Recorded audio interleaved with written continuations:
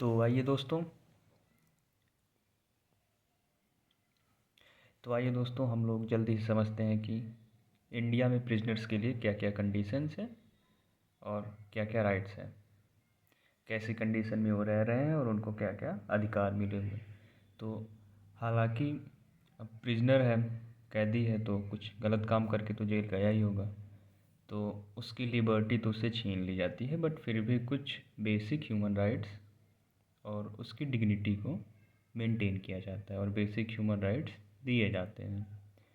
But फिर भी उनकी कंडीशन जो है जेलों में उतनी अच्छी नहीं रहती है। अब उसके रीजंस क्या क्या हैं तो जल्दी से देखते हैं। तो सबसे पहला कि ओवर क्राउडिंग है, भीड़ बहुत ज़्यादा है। बहुत सारे जेलों में जितनी कैपेसिटी है उससे ज़्यादा वहाँ पे कैदी हैं। तो नीचे एक डेटा है NCRB का, नेशनल क्राइम रिकॉर्ड ब्यूरो का, 2021 का है कि ऑक्यूपेंसी रेट जो है वो प्रिजनर्स का है 120% और कहीं कहीं 150% है। तो इसका मतलब कि जिस जेल में 100 लोगों की रहने की जगह है वहाँ 120 लोग हैं और कहीं कहीं 150 लोग हैं। दूसरा, पुअर हाइजीन और सैनिटेशन, प्रॉपर उनका सैनिटेशन फैसिलिटीज़ नहीं है, ना तो क्लीन वाटर है, कहीं कहीं प्रॉपर फूड भी नहीं है और हेल्थ इशू तो बहुत ज़्यादा ही वहाँ पे है। तीसरी समस्या, इनएडिकेट मेडिकल फैसिलिटीज़, और जेलों में आपको पता ही होगा कि कितने डॉक्टरों की अवेलेबिलिटी होती है। जब नॉर्मल कंडीशन में नहीं है, पूरे देश में नहीं है डॉक्टरों की अवेलेबिलिटी, तो जेल में क्या ही होगी। और कहीं कहीं तो कैदी HIV और एड्स जैसे बीमारियों से भी परेशान है। दूसरा, एब्यूज़ एंड एक्सप्लॉयटेशन, खास करके बच्चों का, जो वल्नरेबल ग्रुप्स हैं और वुमेंस का, वो फिजिकल और सेक्सुअली अब्यूज्ड होते हैं। वहीं के स्टाफ्स और कुछ जो पुराने कैदी होते हैं वही एक्सप्लॉइट करते हैं और कहीं कहीं कास्ट बेस्ड एक्सप्लॉयटेशन भी होता है। अब आते हैं कि एक और कंडीशन, अंडर ट्रायल प्रिजनर्स।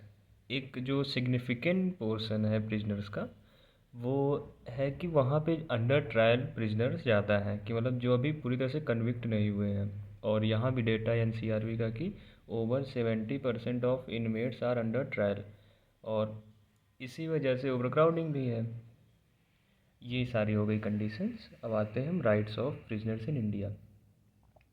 तो जो फंडामेंटल राइट कुछ ग्रांट किए हमारे कॉन्स्टिट्यूशन में वो तो प्रिजनर्स को भी मिलते हैं, जैसे right to life and dignity, article 21।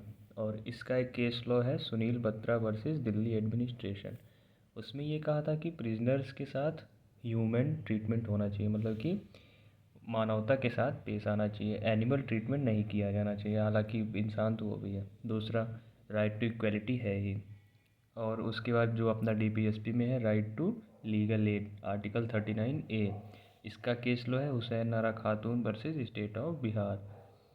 इसमें सुप्रीम कोर्ट ने कहा था कि प्रिजनर्स के पास राइट है कि वो खुद को रिप्रेजेंट करे, और अगर वो गरीब है तो उसे फ्री लीगल एड भी सरकार द्वारा प्रोवाइड की जाए। अब आते हैं कुछ हम स्टैट्यूटरी प्रोविजंस की तरफ, जैसे राइट टू अपील है प्रिजनर्स के लिए, वो है आर्टिकल 415 अंडर BNSS। फिर राइट टू बेल है 482 ऑफ BNSS।